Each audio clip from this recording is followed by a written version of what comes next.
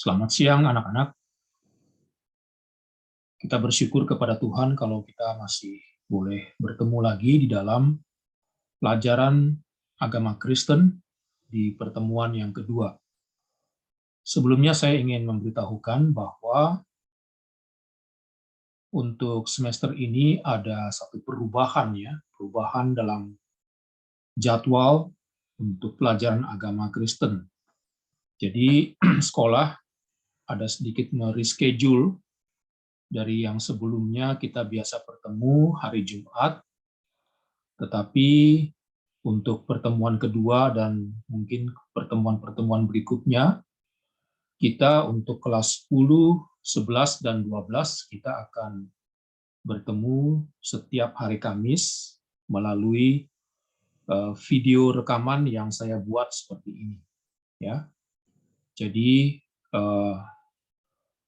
kita tidak perlu kaget kenapa kok waktu pertemuan pertama kita menggunakan Zoom, tapi kenapa untuk pertemuan kedua menggunakan video rekaman? Ya, itu adalah sekali lagi oleh karena pihak sekolah mereschedule akan, saya rasa bukan hanya pendidikan agama Kristen, tapi juga semua pelajaran-pelajaran yang lain. Ya. Jadi harap maklum, tetapi saya bersyukur kita masih boleh bertemu melalui media seperti ini, dan saya berharap supaya melalui rekaman ini bisa memberikan satu pelajaran yang penting bagi kita untuk bisa lebih memahami firman Tuhan dan kita sendiri juga boleh bertumbuh di dalamnya. Ya. Kita pada hari ini akan meneruskan materi pelajaran yang kita telah mulai di pertemuan yang pertama, yaitu tentang pengertian dewasa atau kedewasaan. Ya. Tetapi sebelumnya mari kita berdoa, kita minta pertolongan dari Tuhan supaya kita bisa belajar dengan baik. Ya, mari kita berdoa. Bapa di surga, pada siang hari ini kami bersyukur kepada Engkau oleh karena Tuhan boleh mempertemukan kami kembali untuk melakukan suatu proses belajar dan mengajar untuk pendidikan agama Kristen. Kami merindukan agar Tuhan juga yang boleh menolong kami, supaya kami bisa berinteraksi dengan Tuhan melalui pelajaran ini, ketika kami membaca firman Tuhan, dan ketika kami juga boleh membahas atau berbicara mengenai pelajaran yang kami akan pelajari bersama-sama tentang kedewasaan. Kami mohon Tuhan berkati kami, oleh karena kami alaskan doa ini di dalam nama Tuhan kami, Yesus Kristus, Tuhan dan Juru Selamat kami yang hidup. Amin. Nah, anak-anak, dalam pertemuan pertama kita sudah belajar ya. Saya ingin memberitahukan bahwa setiap kali pelajaran agama Kristen ada dua buku yang kita perlu persiapkan di hadapan kita, yaitu yang pertama Alkitab, karena kita pasti akan mempergunakan Alkitab, kita akan membacanya, dan tentu saja buku pendidikan agama Kristen dan budi pekerti. Ya. Nah, pada pertemuan yang pertama kita sudah berbicara tentang bertumbuh ya atau kedewasaan ya, tentang apa arti atau pengertian daripada dewasa ya. Nah, kita sudah belajar bahwa kedewasaan itu tentu tidak hanya bisa dilihat dari segi fisik ya atau usia. Oleh karena apa? Oleh karena ya orang yang mungkin fisiknya atau tubuhnya misalnya dia tinggi besar dan juga mungkin usianya sudah 30, 40 atau bahkan 60, tapi bisa saja mereka itu belum dewasa ya dalam hal sikapnya ya. Tetapi di kedewasaan seseorang itu kita bisa lihat dari apa? Dari pola pikirnya, ya, dari sikapnya, dari perilakunya.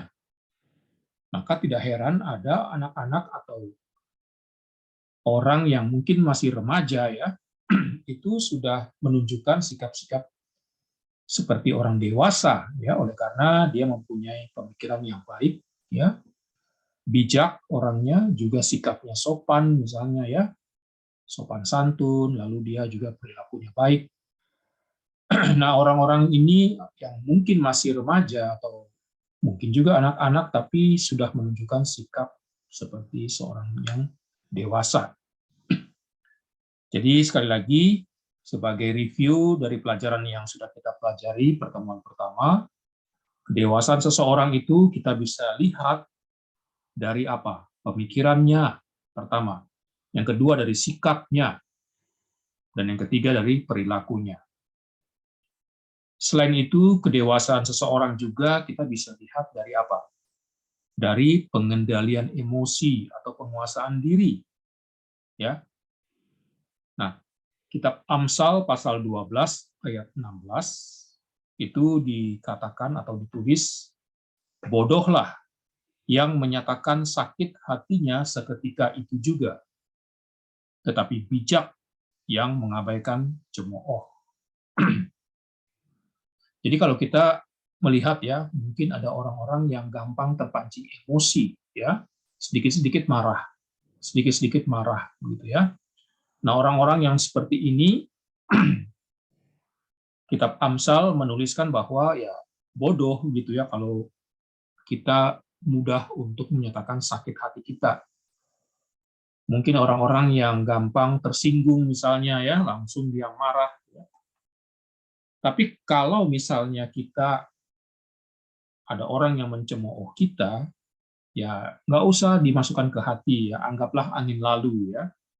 Nah, orang-orang seperti ini ya boleh dikatakan tadi yang kita baca dalam Amsal itu, Amsal menyebutnya itu bijak. Ya. Bijak artinya ya dia bisa mengendalikan diri, dia bisa menguasai diri, ya, menahan emosi. Nah, itu yang kita bisa lihat kriteria daripada kedewasaan dari seseorang, gitu ya. Nah, anak-anak, sekarang kita akan melihat ya, ini sebagai lanjutan pertemuan kita yang pertama. Di pertemuan yang kedua ini kita akan melihat contoh ya, bagaimana sikap yang tidak dewasa dari seorang atau dari anak-anak dari seorang yang bernama Eli. Eli ini mempunyai jabatan sebagai imam. Ya, imam itu adalah orang yang biasanya di bait Allah ya atau di gereja kalau sekarang ya. Nah, tugas imam pada waktu itu mereka adalah orang sebagai wakil umat Allah untuk berdoa di hadapan Tuhan. Ya, jadi imam itu sebagai perantara antara umat Allah dengan Allah sendiri. Ya, nah jadi tugas imam itu yaitu sebagai tugas yang berkaitan dengan hal-hal rohani ya, yang melayani di rumah Tuhan. Nah, Imam Eli ini dia punya anak-anak yang bernama Hofni dan Pinehas. Nah, coba kita lihat dari 1 Samuel pasalnya yang kedua ayat 11 sampai 26 ya. Nah, selain kita bisa melihat contoh dari sikap yang tidak dewasa yang ditunjukkan oleh anak-anak dari Imam Eli, yaitu Hofni dan Pinehas, kita juga akan melihat seorang yang bernama Samuel. Ya, jadi Samuel ini adalah anak dari Hana, ibunya bernama Hana, dan papanya yang bernama Elkana. Ya, jadi Hana ini waktu dia mandul, tidak punya anak, dia berdoa, ya, selalu berdoa di bait Allah, dan ketika itu Imam Eli melihat dia dan disangkanya oleh Imam Eli bahwa Hana itu sedang mabuk. Oleh karena waktu dia berdoa, Hana berdoa, tidak keluar kata-kata dari mulutnya, tapi mulutnya komat-kamit. Jadi dia berdoa tanpa bersuara, begitu ya. Jadi Hana ini bilang kepada Imam Eli bahwa dia bukan sedang mabuk, tapi dia sedang berdoa, berdoa kepada Tuhan untuk meminta keturunan, ya. Dan Tuhan menjawab doa Hana. Di dalam doanya itu Hana bernasar atau berjanji kepada Tuhan bahwa kalau Tuhan memberikan dia anak, maka anaknya itu akan dia persembahkan kepada Tuhan untuk melayani Tuhan. Dan itu dilakukan oleh Hana ketika dia melahirkan Samuel, ya. Benar-benar Samuel itu diserahkan kepada Tuhan. Dalam hal ini dia membawa Samuel ke bait Allah, dan dia juga menyerahkan Samuel kepada pengawasan Imam Eli, ya. Mari kita lihat di dalam Alkitab kita 1 Samuel pasal 2 ayat 11 sampai 26. Saya berharap dan meminta kepada anak-anak sekalian di rumah untuk membuka Alkitabnya dari 1 Samuel pasal 2 ayat 11 sampai 26. Kita akan baca bersama-sama, ya. Dalam hal ini saya akan baca dengan bersuara dan kalian juga sendiri akan baca di rumah. Ya. 1 Samuel 2 ayat 11 sampai 26. Judulnya Kejahatan Anak-anak Eli. Lalu pulanglah Elkana ke Rama, tetapi anak itu menjadi pelayan Tuhan di bawah pengawasan Imam Eli. Anak itu adalah Samuel, ya. Adapun anak-anak lelaki Eli adalah orang-orang dursila. Dursila itu orangnya jahat, orang yang berbuat jahat. Mereka tidak mengindahkan Tuhan ataupun batas hak para imam terhadap bangsa itu. Setiap kali seseorang mempersembahkan korban sembelihan, sementara daging itu dimasak, datanglah bujang imam membawa garpu bergigi 3 di tangannya dan dicucukkannya ke dalam bejana atau ke dalam kuali atau ke dalam belanga atau ke dalam periuk. Segala yang ditarik dengan garpu itu ke atas diambil imam itu untuk dirinya sendiri. Demikianlah mereka memperlakukan semua orang Israel yang datang ke sana, ke Silo. Bahkan sebelum lemaknya dibakar, bujang imam itu datang, lalu berkata kepada orang yang mempersembahkan korban itu, "Berikanlah daging kepada imam untuk dipanggang, sebab ia tidak mau menerima daripadamu daging yang dimasak, hanya yang mentah saja." Apabila orang itu menjawabnya, "Bukankah lemak itu harus dibakar dahulu? Kemudian barulah ambil bagimu sesuka hatimu." Maka berkatalah ia kepada orang itu, "Sekarang juga harus kau berikan. Kalau tidak, aku akan mengambilnya dengan kekerasan." Dengan demikian sangat besarlah dosa kedua orang muda itu di hadapan Tuhan, sebab mereka memandang rendah korban untuk Tuhan. Ayat 18. Adapun Samuel menjadi pelayan di hadapan Tuhan. Ia masih anak-anak, yang tubuhnya berlilitkan baju efod dari kain lenan. Baju efod ini adalah baju yang biasa dipakai oleh seorang imam, ya. Ayat 19. Setiap tahun ibunya membuatkan dia jubah kecil dan membawa jubah itu kepadanya. Apabila ia bersama-sama suaminya pergi mempersembahkan korban sembelihan tahunan.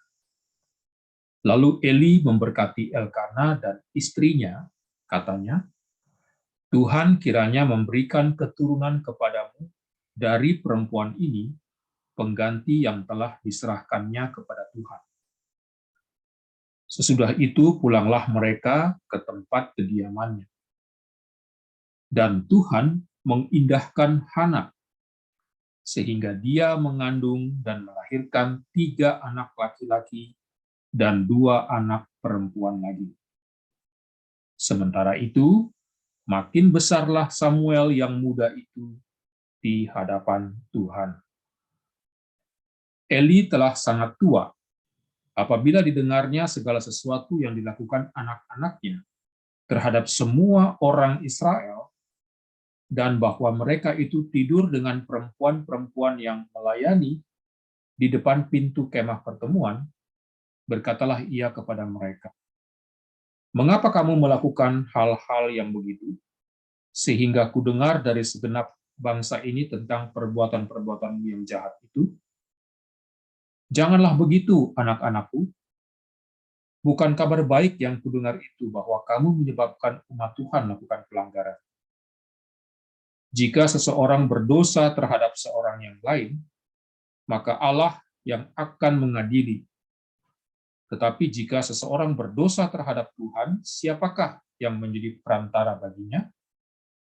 Tetapi tidaklah didengarkan mereka perkataan ayahnya itu, sebab Tuhan hendak mematikan mereka. Tetapi Samuel yang muda itu semakin besar dan semakin disukai, baik di hadapan Tuhan maupun di hadapan manusia." Nah, anak-anak, di sini kita melihat ketidakdewasaan daripada anak-anak Imam Eli, yaitu Hofni dan Pinehas. Ketidakdewasaan mereka ditunjukkan dengan cara apa? Mereka begitu temperamental, ya. Mereka sebagai anak-anak imam, mereka menyalahgunakan fungsi atau peran imam yang seharusnya menjadi contoh dan teladan bagi umat Allah pada waktu itu. Ya, jadi ketika umat Allah itu mempersembahkan korban sembelihan, ya, dari binatang yang disembelih, dalam hal ini domba atau kambing atau lembu, jadi mereka selalu minta dari orang itu dengan cara ancaman atau mengancam, ya. Jadi daging itu sebenarnya, kalau daging itu waktu mau dibawa dipersembahkan untuk dibakar, itu persembahan itu harus dipersembahkan kepada Tuhan, gitu ya. Nah, ketika orang-orang itu membawa daging persembahan untuk dipersembahkan kepada Tuhan dengan cara dibakar, anak-anak Imam Eli ini, Hofni dan Pinehas, mereka memintanya begitu ya, dan mereka mengancam sambil mengancam orang itu.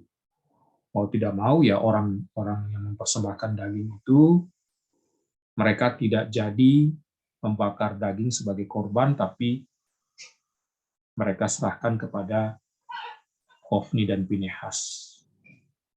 Dan kejahatan Hofni dan Pinehas itu bukan hanya di situ, tapi juga di ayat 22 yang tadi kita baca, anak-anaknya ini mereka tidur dengan perempuan-perempuan yang melayani di depan pintu kemah pertemuan. Jadi hal-hal yang mereka perbuat ini menunjukkan bagaimana ketidakdewasaan mereka. Dan Eli, Imam Eli, ketika mengetahui kejahatan yang dilakukan oleh anak-anak mereka, dia tidak menegur dengan tegas. Dia hanya mengatakan, "Mengapa kalian melakukan hal-hal yang begitu?"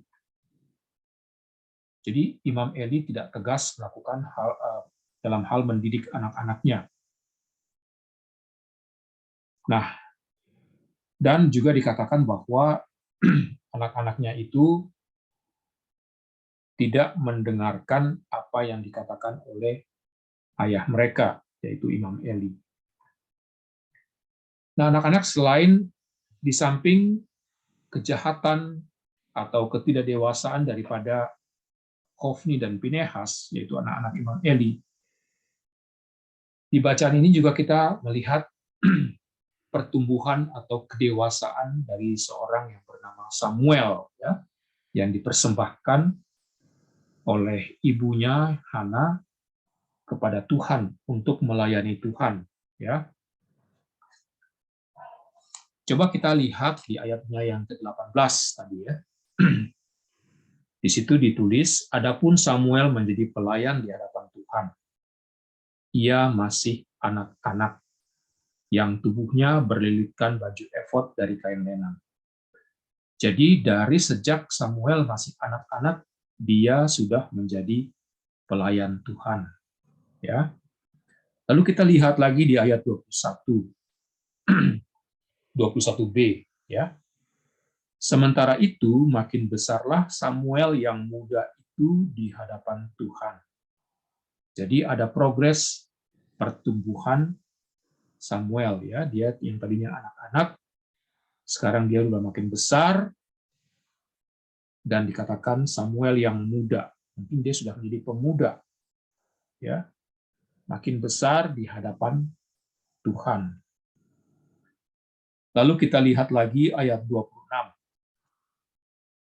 Tetapi Samuel yang muda itu semakin besar dan semakin disukai baik di hadapan Tuhan maupun di hadapan manusia. Jadi Samuel yang muda, yang tadinya muda itu makin besar lagi. Dalam hal ini ya dia sudah semakin dewasa, ya. Dan bukan hanya pertumbuhan fisiknya yang makin bertambah, tapi juga dia semakin disukai. Disukai oleh siapa?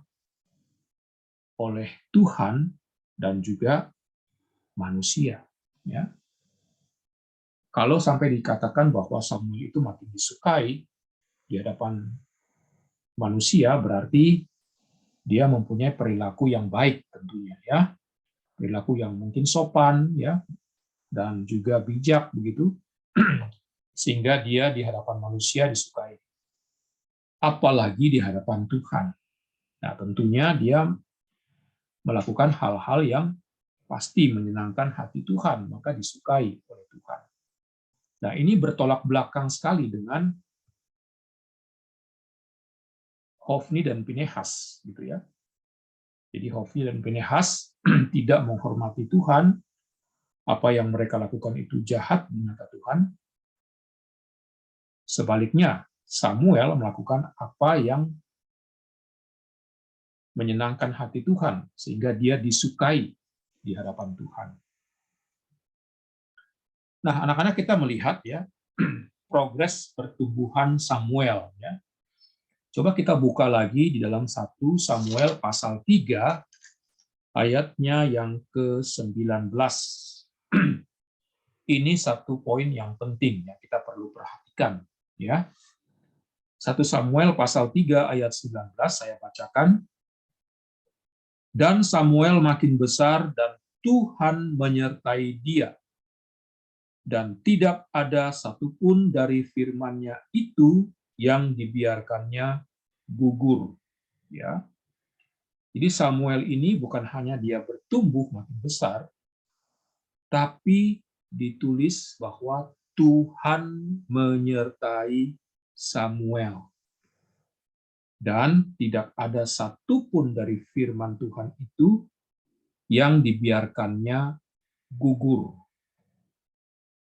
Jadi kita melihat bagaimana penyertaan Tuhan itu sangat penting sekali, gitu ya. Dan firman Tuhan yang diterima oleh Samuel itu tidak menjadi sia-sia, tidak gugur. Dalam hal ini Samuel melakukan apa yang Tuhan perintahkan, ya. Nah, anak-anak, kita sudah melihat itu ya, kedewasaan dari Samuel. Sebaliknya, kita juga sudah melihat contoh ketidakdewasaan daripada Hofni dan Pinehas, anak-anak Imam Eli. Nah, kita juga bisa belajar ya, selain dari Hofni dan Pinehas, dan juga Samuel, dalam hal kedewasaan atau ketidakdewasaan, kita juga bisa melihat dari 1 Korintus pasal 3 ayat 1-9 ya. Ini satu contoh dari kehidupan jemaat di Korintus atau gereja-gereja di Korintus ya. Kita lihat 1 Korintus pasal 3 ayat 1-9.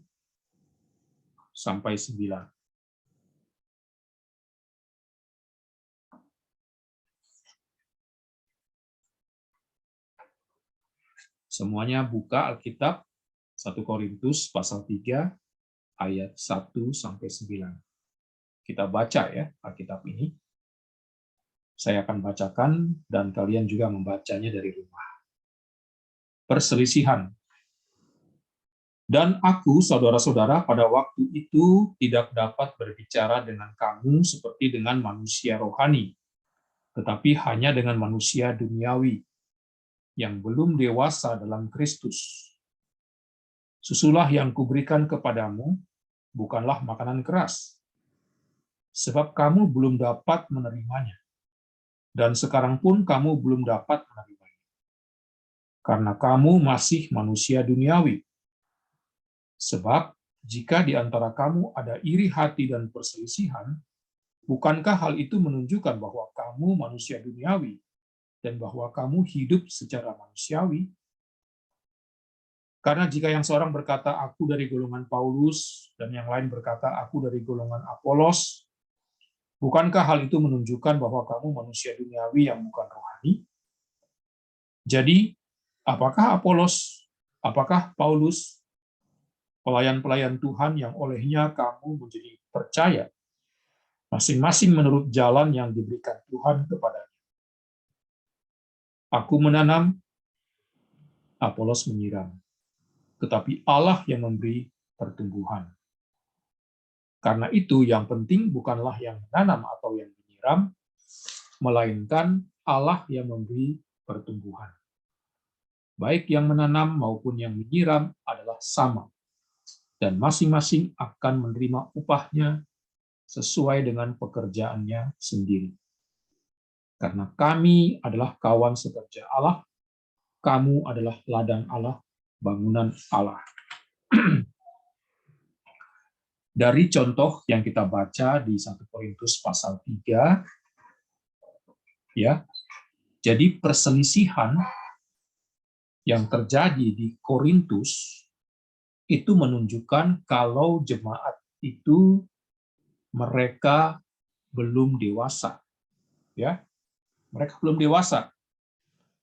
Karena ada orang-orang atau jemaat itu mereka membagi atau mereka bikin semacam geng atau kelompok, ya. Jadi mereka ada yang mengatakan saya ini dari golongan Paulus, ya. Jadi Paulus itu dia adalah seorang rasul, ya, dipakai oleh Tuhan. Tapi ada yang mengatakan saya ini dari golongan Apolos. Apolos juga hamba Tuhan, ya, yang dipakai oleh Tuhan. Jadi mereka itu bikin geng atau kelompok-kelompok seperti itu. Ada juga bahkan yang mengatakan saya dari golongan Kristus katanya, begitu ya. Jadi apa yang mereka katakan seperti itu menunjukkan bagaimana mereka itu belum dewasa, ya. Dalam hal ini kerohanian mereka yang belum dewasa. Nah, tadi Rasul Paulus mengatakan di ayatnya yang pertama bahwa dia bilang, saudara-saudara, pada waktu itu aku tidak dapat berbicara dengan kamu seperti dengan manusia rohani, tetapi hanya dengan manusia duniawi yang belum dewasa dalam Kristus. Jadi Paulus hanya memberikan kepada mereka susu, ya, bukan makanan keras, karena kamu belum dapat menerimanya. Ya, susu atau makanan keras ini sebagai satu kiasan, gitu ya. Dalam hal ini orang yang belum dewasa atau misalnya bayi begitu, tentunya dia belum bisa mencerna makanan-makanan yang keras, ya, seperti nasi, ya, atau ayam atau daging, ya. Tapi dia hanya dikasih apa? Bubur, minum susu yang lembek-lembek atau yang lembut-lembut, pisang, gitu ya. Karena memang dia belum mampu untuk mengunyah makanan keras. Nah, inilah yang dilukiskan oleh Rasul Paulus kepada jemaat di Korintus. Karena apa? Karena mereka berselisih. Yaitu tadi, kelompok-kelompok, bikin kelompok. Ya, saya dari golongan Paulus, saya dari golongan Apolos, gitu ya. Ini menunjukkan bahwa mereka belum dewasa di dalam Kristus. Nah, anak-anak, kita sudah melihat bahwa kedewasaan itu bukan hanya ditandai dari sikap, ya, pemikiran, dan perilaku. Ya. Kita sudah belajar bahwa tiga hal itu, ya, sikap, pemikiran, dan perilaku. Tapi kedewasaan itu bukan hanya tiga itu, tapi ada satu lagi, yaitu apa? Hikmat seseorang. Ya. Jadi kalau dia sudah punya sikap yang baik, ya, pemikirannya juga baik, perilakunya baik, ditambah lagi kalau dia punya hikmat, itu benar-benar orang itu disebut sebagai orang yang dewasa. Hikmat itu apa ya? Hikmat itu adalah satu kebijaksanaan yang dia miliki di dalam memutuskan satu perkara, gitu ya. Nah, hikmat itu tidak bisa kita peroleh dengan cara membeli, ya, atau kita berusaha sendiri. Tapi hikmat itu diperoleh dari Tuhan, ya. Tuhan yang memberikan kepada kita hikmat. Coba kita baca dari kitab Amsal pasal 2 ayat 6.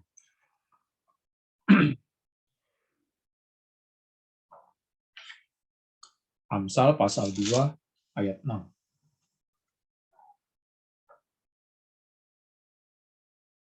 Karena Tuhanlah yang memberikan hikmat, dari mulutnya datang pengetahuan dan kepandaian.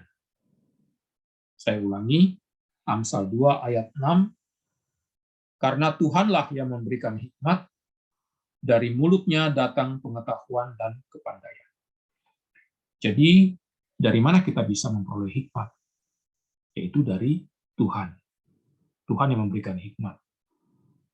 Dan di dalam Mazmur 111 ayat 10, serta di Amsal 9 ayat 10, itu ditulis bahwa permulaan hikmat adalah takut akan Tuhan. Coba kita lihat lagi ya dari Amsal 9 ayat 10. Permulaan hikmat adalah takut akan Tuhan, dan mengenal Yang Maha Kudus adalah pengertian. Lalu kita buka lagi Mazmur 111, ya, ayatnya yang ke-10.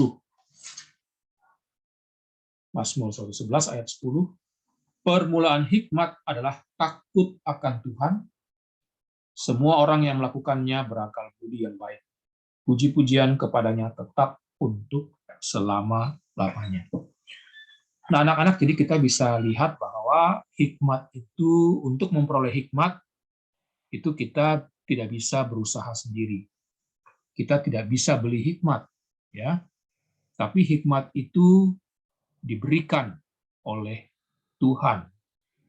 Bagaimana supaya kita bisa memperolehnya? Hikmat itu, yaitu tadi yang kita baca di dalam Amsal pasal 9 ayat 10 dan Mazmur 111 ayat 10. Di situ dikatakan tadi bahwa permulaan hikmat itu adalah takut akan Tuhan. Jadi supaya kita bisa memperoleh hikmat, ya tentu kita harus memiliki hati yang takut akan Tuhan. Nah, saya kasih contoh ya. Ini ada satu cerita atau kisah di Alkitab yang menunjukkan bahwa orang itu memiliki hikmat. Coba kita lihat di dalam 1 Raja-Raja pasalnya yang ketiga, ayat 16 sampai 28.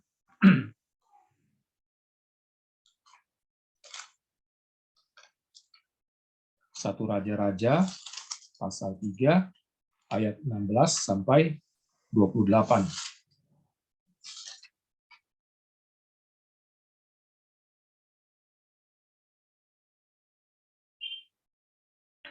Nah,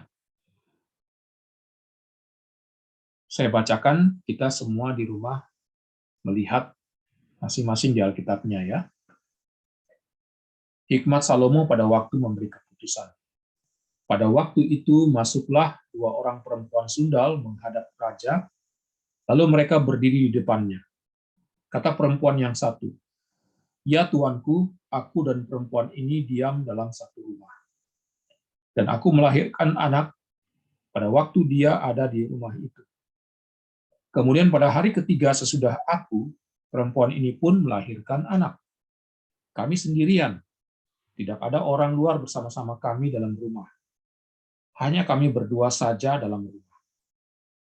Pada waktu malam, anak perempuan ini mati karena ia menidurinya.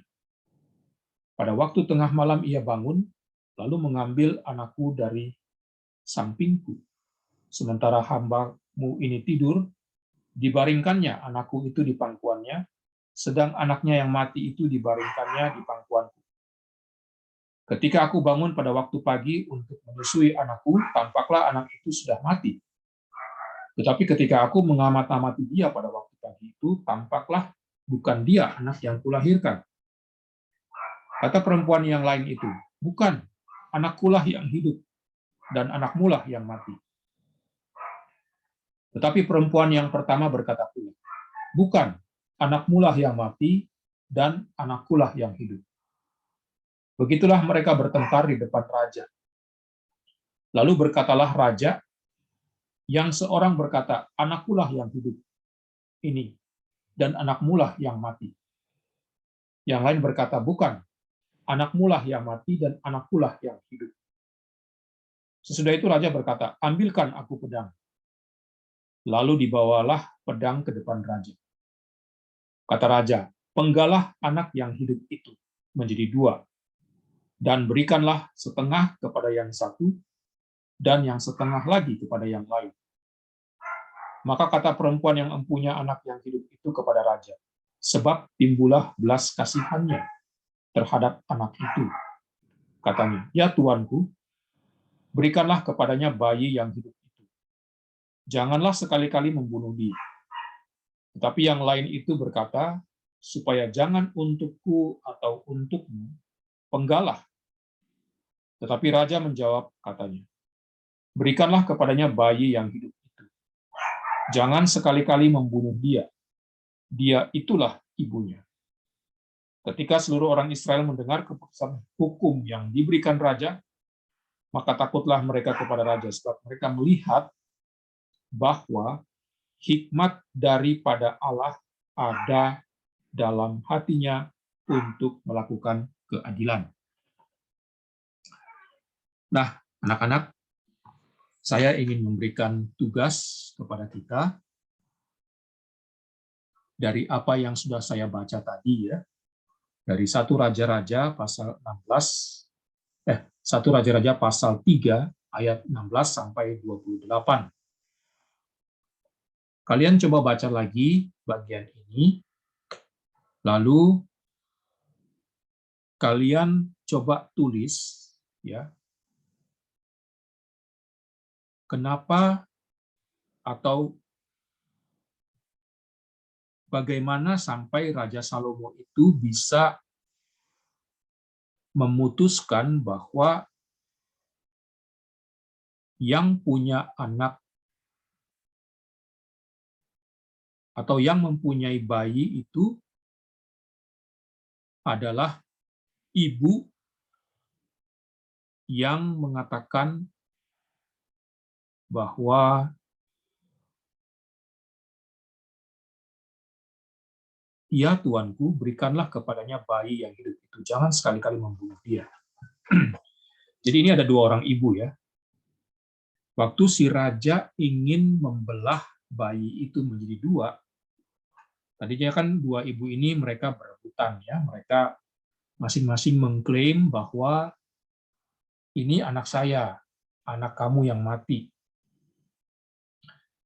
Jadi waktu raja mengambil keputusan untuk membelah bayi itu menjadi dua supaya masing-masing dapat setengah-setengah gitu ya. Ibu yang pertama dia mengatakan eh, ibu yang pertama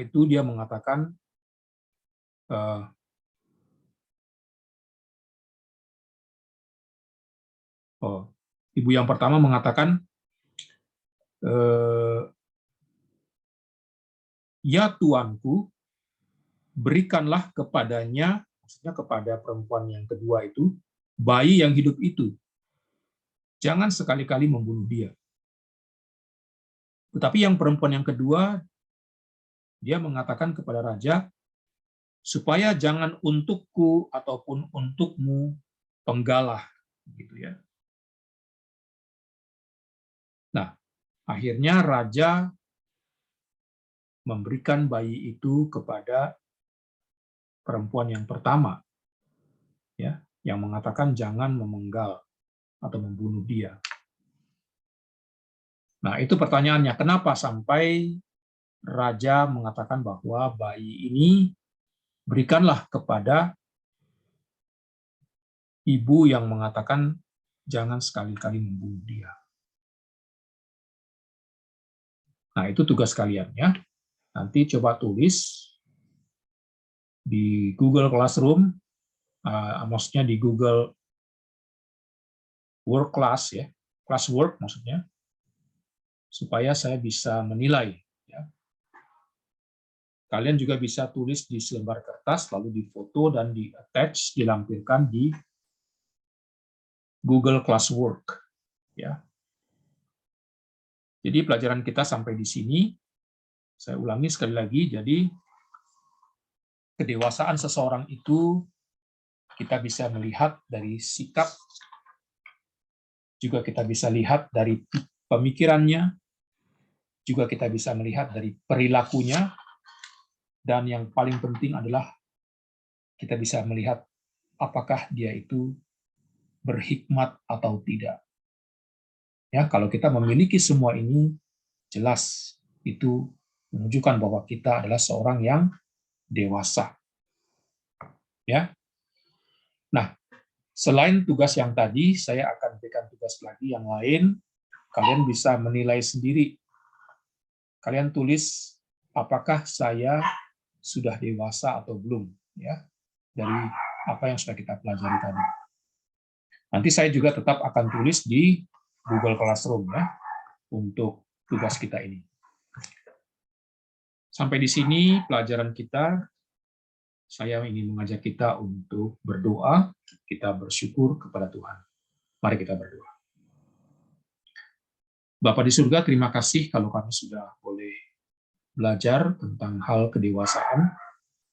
Kami terus berdoa meminta agar Tuhan yang menolong kami, supaya kami juga boleh makin dewasa dalam sikap kami, perilaku kami, pemikiran kami, dan kami juga merindukan agar Tuhan boleh memberikan kami hikmat. Berikanlah kami juga hati yang takut akan Tuhan. Oleh karena takut akan Tuhan itu merupakan permulaan hikmat. Kami mohon belas kasihan-Mu. Di dalam nama Yesus Kristus kami berdoa dan kami bersyukur. Amin. Oke, sampai ketemu dalam pertemuan yang ketiga.